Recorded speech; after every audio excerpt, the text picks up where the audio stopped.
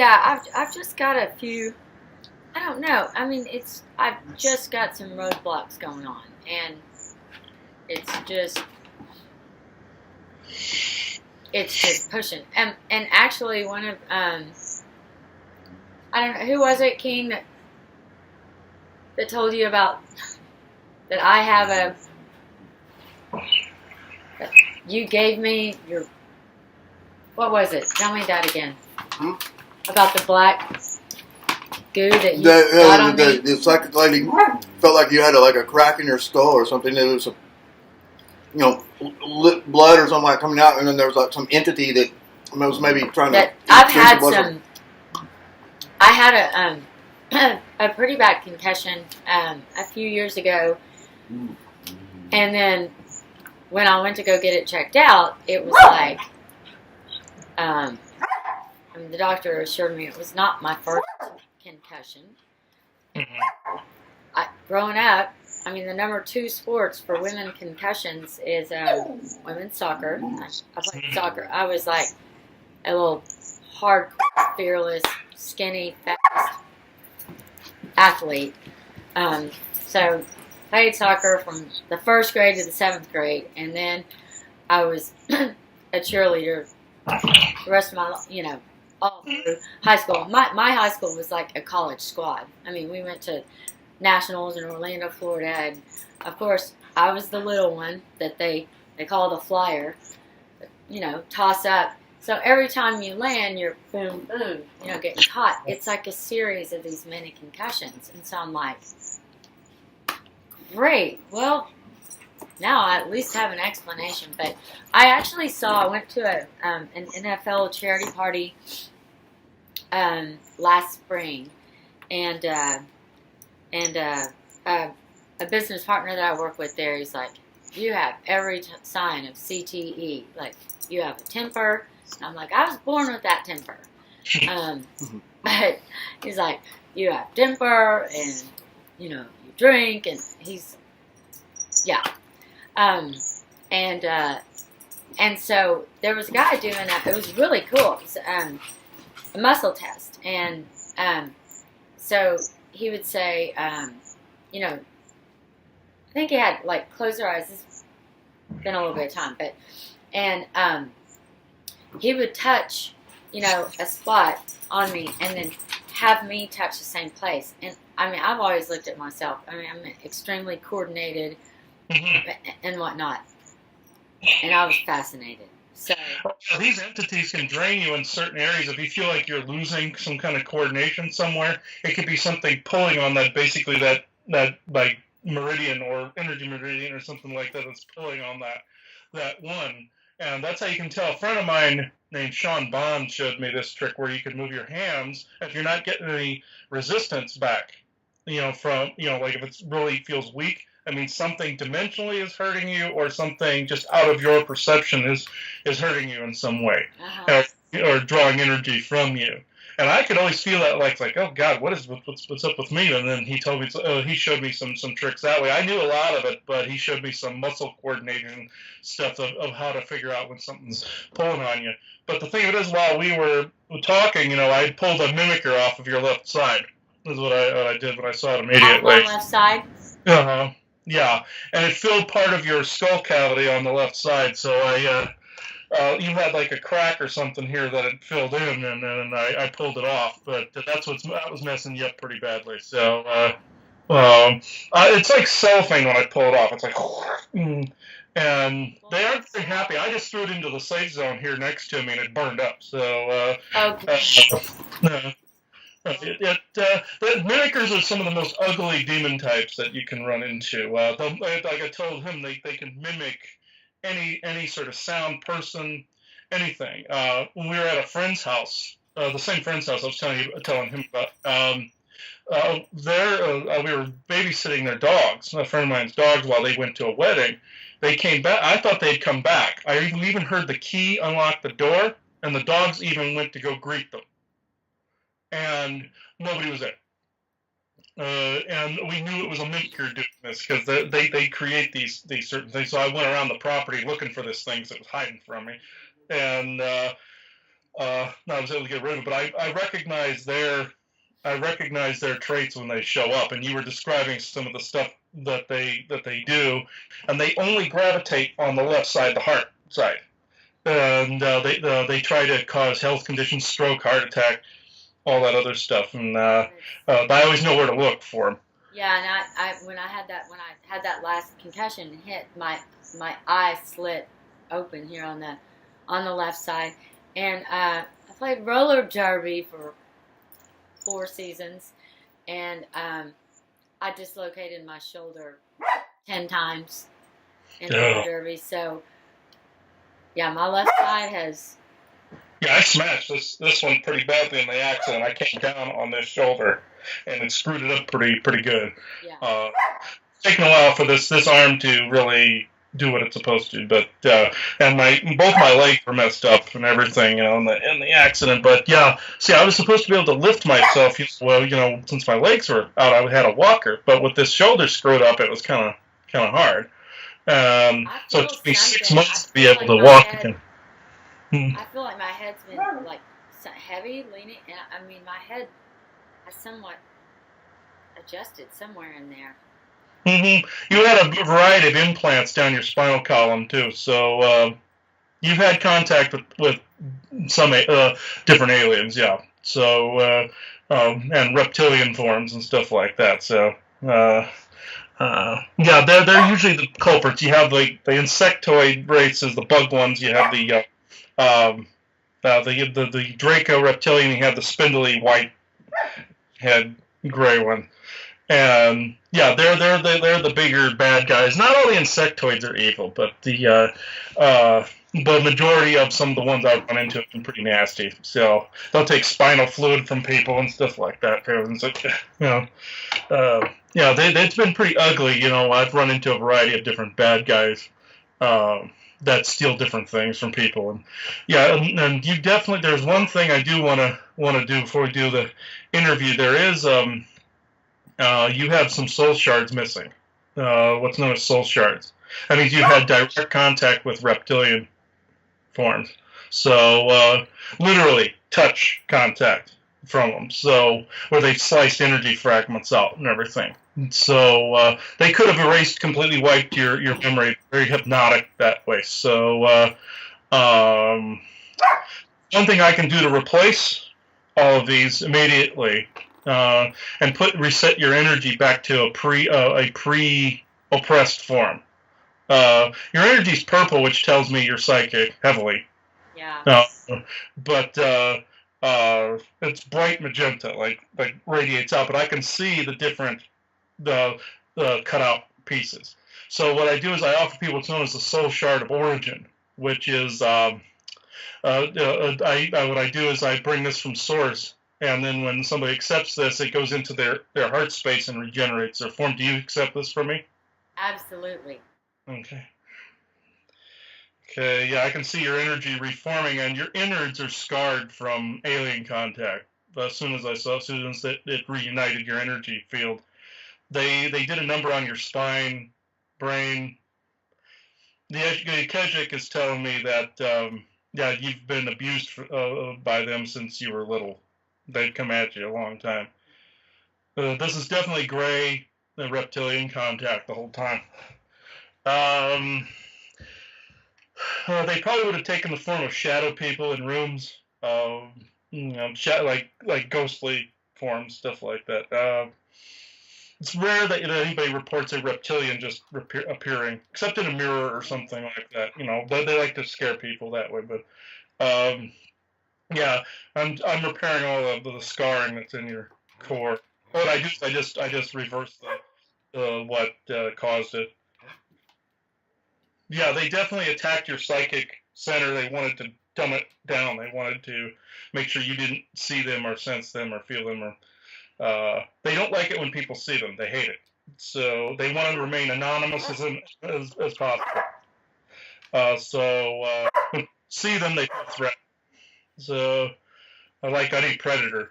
So, the reason I'm doing this is the guides were telling me that you needed repairs, so I automatically started doing this. But, Christopher, But I recommend, I'll send this to you guys. We do revocations and audits is what they're called. And one of the most powerful and potent ones that we have is the Dreamtime revocation. Because a lot of these entities like to invade the dream space. And they like to get people to agree to contracts, agree to just agreements with them so that they have more of a right in galactic rules to harass people. And so if a good guy comes along, a good guy can't help you until that's dealt with. So we'll just do this now. Do you revoke any agreements made in Dreamtime?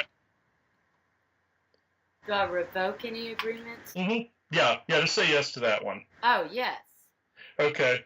Yeah, that cleared up a majority of what I just saw. So you've been harassed mercilessly in the dreamscape. So the insectoids have been known to do it. Reptilians most definitely, and Greys most definitely do that. So any dreams you have of like getting into somebody opening a vehicle car door for you and basically abducting you, that's another psychic abduction. Any of them where somebody's handing you an object, a piece of food, or a piece of paper. Anybody hands you anything, basically to them, that's you agreeing to their harassment. So if somebody in a dream tries to hand something to you, just go, no, like that. They may throw it at you. They may throw a fit. They may try to come at you, but then something else can take care of it and grab it. But if they try to hand you anything or get you to eat anything or have food displayed out and you start to eat it in the dreams and stuff like that, you're agreeing to them harassing you. I've definitely been choked in my sleep before by an entity, Oh, yeah. The reptilians have been known to get on top of people and assault them, and with women they like to try to rape or sexually assault them a lot, and they've been known to do that. They'll show themselves. They'll try to scare the ever-living crap out of you and try to assault you. I was in Oaxaca, Mexico, and I the hotel where I was staying, it used to be a prison, and then it turned into a nunnery, and I think the nuns got so freaked out they sold it back, it became a prison again. But I know white light brings entities around. I mean, I lost my mom when I was 18. She died in a car accident, and so I think that's when my abilities really kicked in. It was my way to cope. But but I probably always had them in some form or fashion. It just came pretty full speed at that age, and so I grabbed a white candle that they had candles sitting out to take into the hotel room.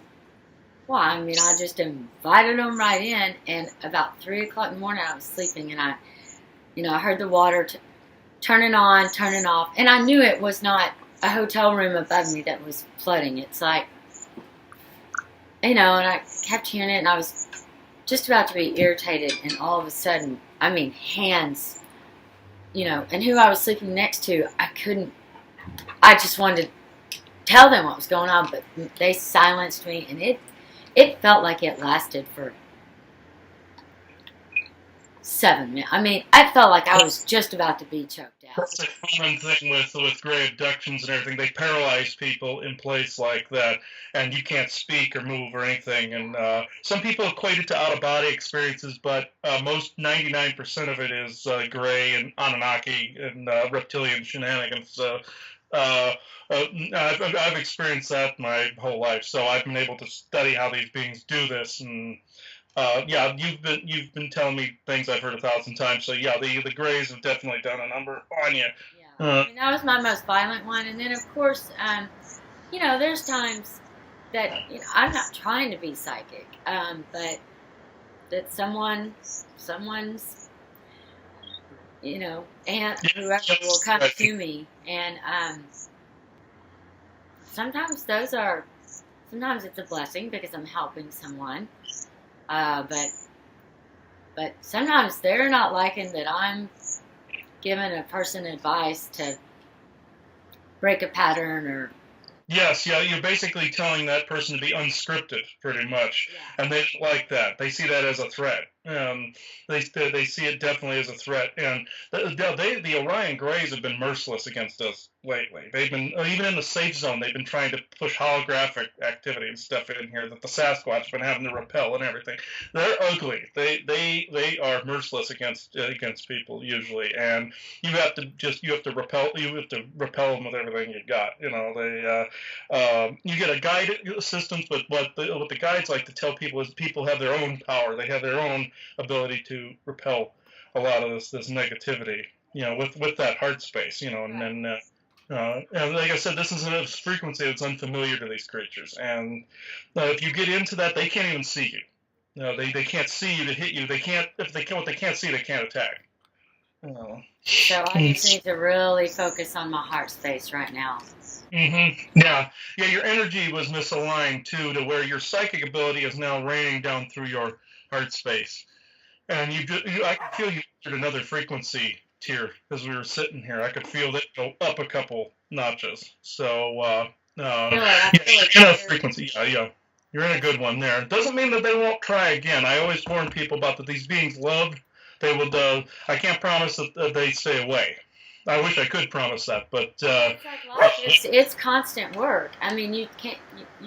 You don't just let up. I mean, you lose 5 pounds. You don't just go back to eating.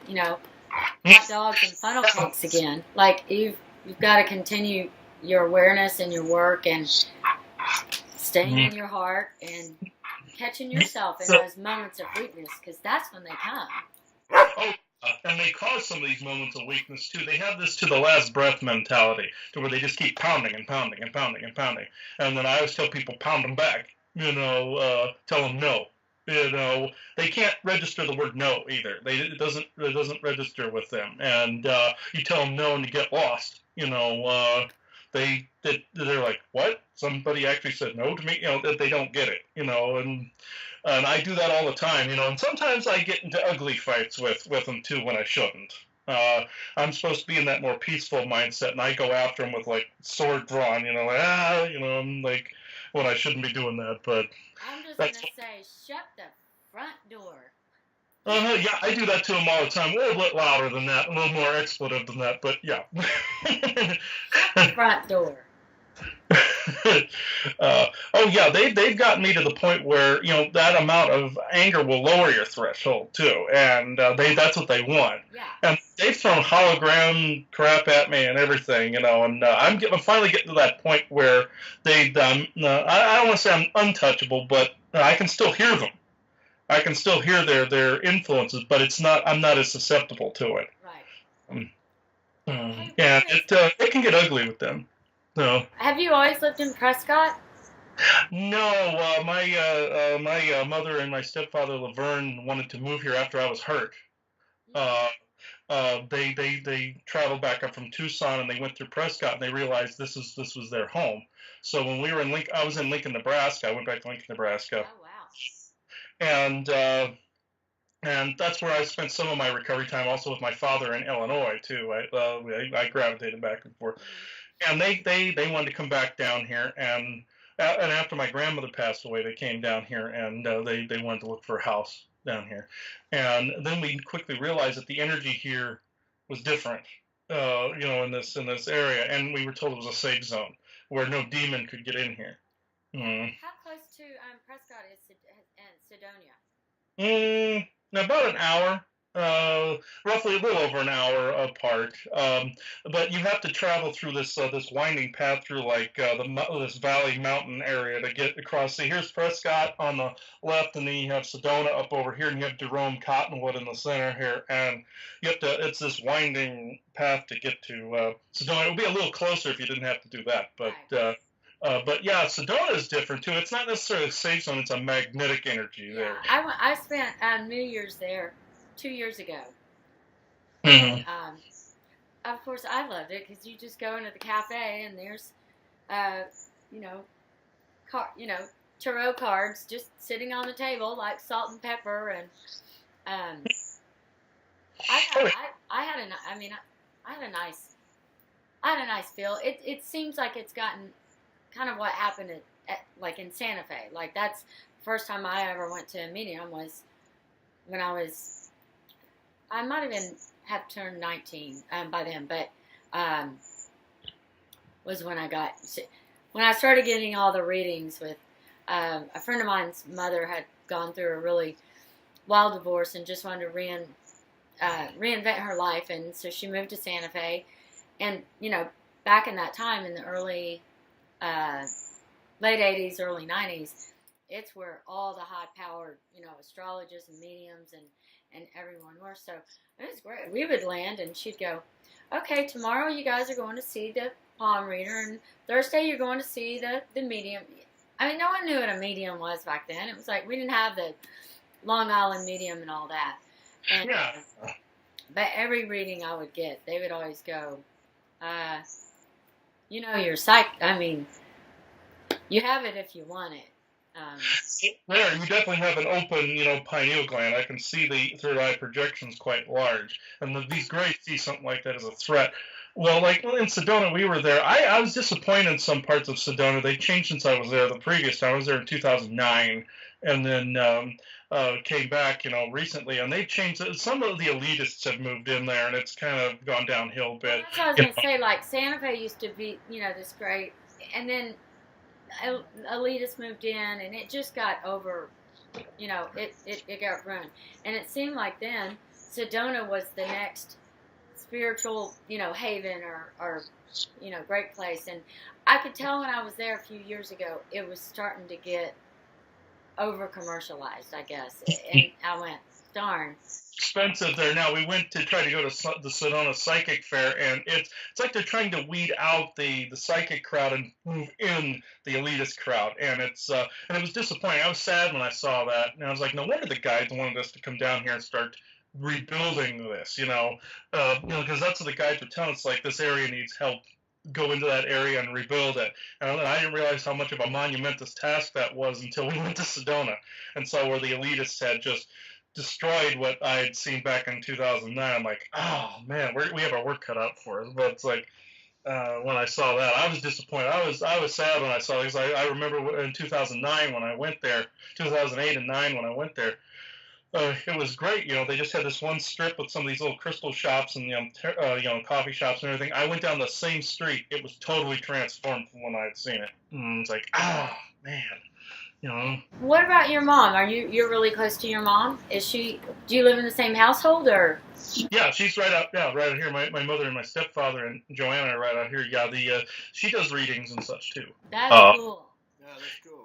I got the psychic gift basically mostly from her, but on both sides. See, my father, he was a police officer, but he had some instinctual stuff that he was as well, and he doesn't like to admit it. He's more of a conservative Republican, but he's very conservative Republican, actually, shockingly conservative Republican, but to the obnoxious point. But yeah, he's admitted to me to where he's looked at certain people and they've turned around and looked at him, and he sees the reptilian slit eyes. And I was like, yeah, you spotted them. You can only see that if you're looking into their wavelength. And it's just like, yeah, they don't like being seen. So he sees them physically. He'll see it was like a flash. Yeah. Saw the eye slits, like, you spotted one of them in disguise. And I was like, yeah, and then he noticed a lot of health conditions started popping up. I was like, yeah, because that was their retaliation. You saw them, they don't like it, they got butthurt, and they came after you. So. And then how did you meet Joanna? Huh? And then how did you meet your girlfriend?